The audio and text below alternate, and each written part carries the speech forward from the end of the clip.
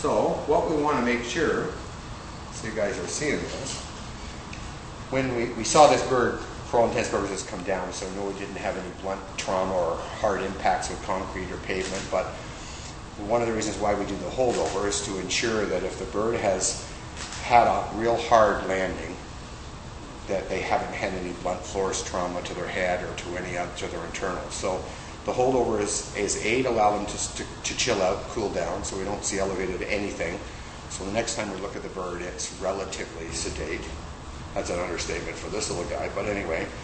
So we want to make sure that the pupils are dilating. So the obvious ears, eyes, nose, and mouth to establish any sort of obvious injury. The bird's very cognizant of its surroundings. He's very cognizant of me. The pupils, as dark as the eye is, are very much dilating, I can tell you. So we're looking at his mouth. If you want to just wave, I'm going to get him close to you. So what we're wanting to see is nice pink mouth, so there's no blood in the mouth, there's no blood in the nose or in the nostrils, because any collision that they have in their sternum area or their chest area, because this bird doesn't have any rib cages. I mean, it's not like you and I. It has a keel, or a brisket, which you would find on a turkey or a chicken. So it has no rib cage to protect its internals. So when it has these bad traumas, usually they cause internal injuries and they bleed, and we see blood coming up from the air vent or from the nose or in the mouth. But it's different to the blood that may be left in the bird's mouth from remnants of his breakfast or lunch or dinner. So you have to look at that very closely. We did when we pulled that bird out anyway. We looked at him really closely to make sure that there was no obvious signs of trauma. Head injuries usually take a while to cause them grief. Usually it's swelling in the brain if there's any kind of head trauma. And this holdover for an hour or two is to ascertain whether the bird's lethargic or still alert and still active and doing what it's supposed to be doing. So if there were any signs of trauma, we'd be getting them to medical attention right away. Mm-hmm. But just like yourself, you can get up in the morning, you can go outside, walk out in your car, and you can trip on the curb and you can sprain your ankle and you're fine.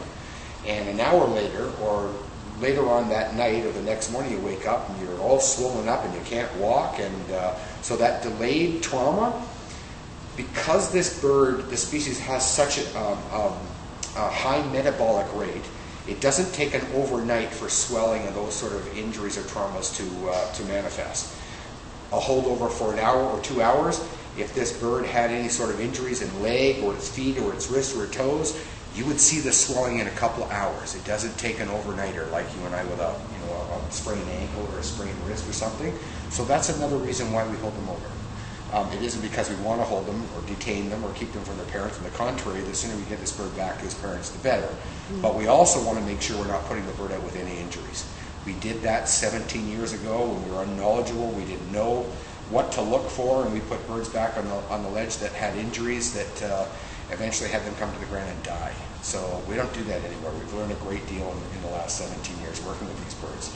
Is a bird that's very alert and healthy and hissy-pissy, lots of attitude, and that's exactly what we want to see in this little guy. He's grabbing my finger in both wrists, by both feet. One of them he's punctured the glove and he's in my skin, so I can tell you he's got a really good grip. There's nothing wrong with any of the toes. So the last thing that we want to do, I know, sweetie, you're going to have to let me go there though. That's it. You just focus on me up here. Ah, good boy. You going to let that go?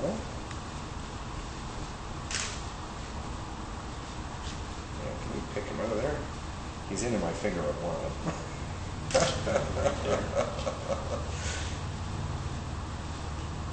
They're needle sharp. Even at this age, they're needle sharp. He's got me underneath the back palate. That's the one that's in my skin, by the way. Yeah, that's it. It's okay. There you go. So we immobilize this bird from being able to hurt me by simply holding his feet down, stretching his legs right out. And it's almost like when I stretch your leg right out, you actually can't move your ankle, because all the tendons and all the muscles in your leg are straight and right out. You really can't move your ankle much. You can't put it up when I relax it, but when I hold it down, you can't. So that's what we're doing here. So I'm going to immobilize this bird's leg so he can't hurt me. I'm holding his wings in. I'm not squeezing his chest, because remember, they don't have a rib cage, so you can't squeeze their chest at all. There's very little protection there.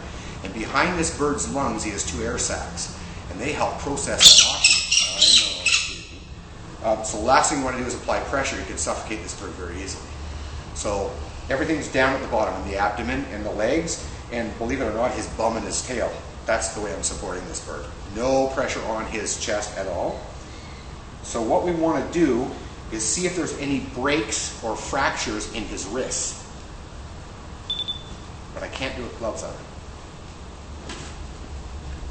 And when we say wrist, this is this bird's real wrist. You and I might refer to it as the shoulder, but this is this bird's real wrist. A couple of million years ago, before this ant species was flighted, it was running around the ground predating things. It wasn't eating nuts and seeds like my parrots. This was a killer, and a very effective one. He's not pecking you.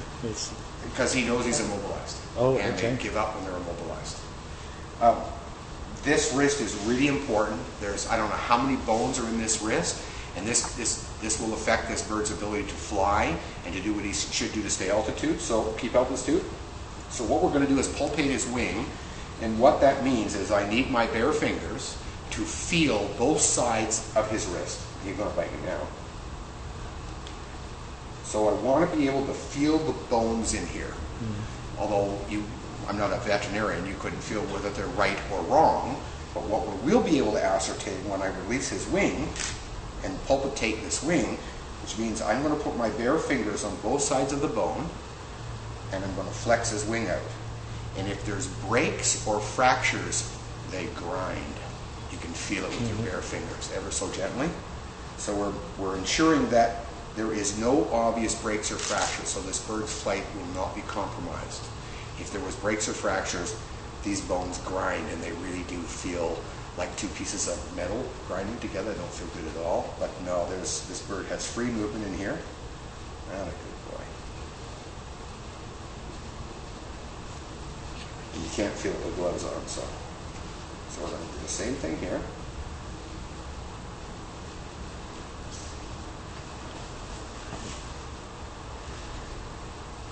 Not a good boy. Anyway, you just keep focusing up here. And there's one other thing I want to show when we finish this right here.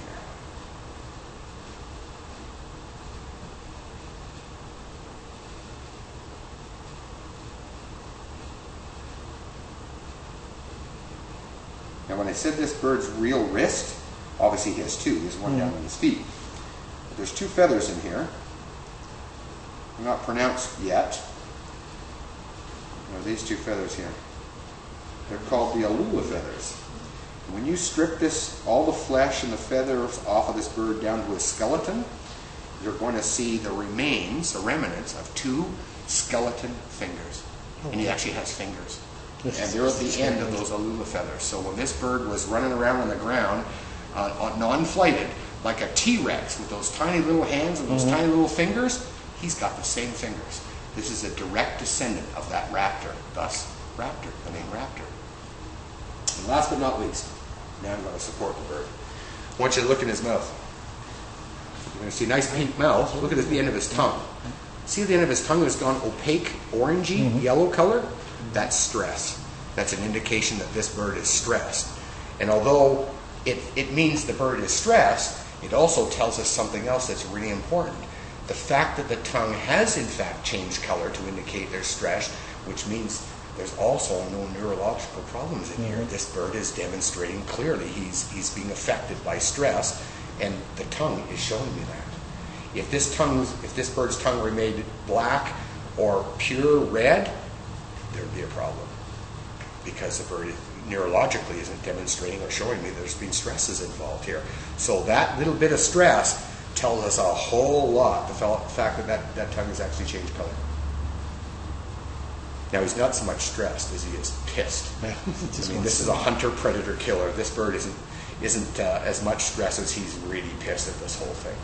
This sort of manhandling, as gentle as we've been, really takes a lot out of these birds, because this is a dominant, instinctually a dominant hunter-predator killer. This bird wins This bird was made to win. Psychologically, it isn't defeated, and when it is, it really takes a lot out of it. And stereotypically, when we have to rescue a bird and handle it in this fashion, it really does knock some confidence out of them, and they don't usually take another flight for 2 or 3 days.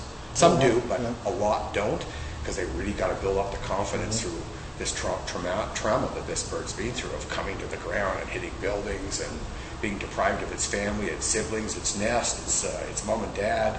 And on the ground, that's the worst thing that could happen to a peregrine falcon, is be on the ground, because they just don't come to the ground. Anyway, he's doing just fine. The toes, toes are just fine. We got lots of feeling in the toes, and last but not least, I'm actually putting the pads of my fingers on this bird's toes, and that's one of the ways we can tell a stress and or injury, because when you have a bruise and you heat up, and your skin heats up, it's the inflammation heating up. Well, there's no inflammations down here. This bird's toes are at the appropriate temperature. They're not freezing cold, and they're not burning hot. And his heartbeat's good. I can feel his heart clearly pumping. Breathing's good. Aspiration's good. Breath of a smell, 1,000 camels. That's good. Now I know what pigeon tastes like. Smells good. Look at him. What a beauty. What a beauty. Kitty bird, eh? Hey. No crop. So his crop is empty. You see, I can stick my finger right in his crop. That's that little package down there. So he hasn't, whatever food he's had has already been processed. How often does he have to eat to stay hydrated? In this sort of weather, more often than not. But this is a bird that's laden with baby fat right now. I mean, still laden with baby fat. One of the reasons why he don't fly so well, because he's too heavy. I mean, he really is too heavy. Uncoordinated, unskilled, but also too damn heavy. And our urban birds historically are heavier than our well-produced birds. So an on-river bird in a cliffside in Thunder Bay is upwards of 12% lighter than this bird at the same age. This is a good food source. Pigeon, fat, high protein, really good food source. And consequently, these babies come out of the ledge and they're just too fat. They're too heavy. In addition to them being, uncoordinated and unskilled and not knowing what they're doing, and most of the time when they leave the nest, it's a panic flight anyway. It's like, oh my God, and they're airborne. Or no, they're airborne and oh my God. Not a good boy. Let go, man. Let go. You're out here.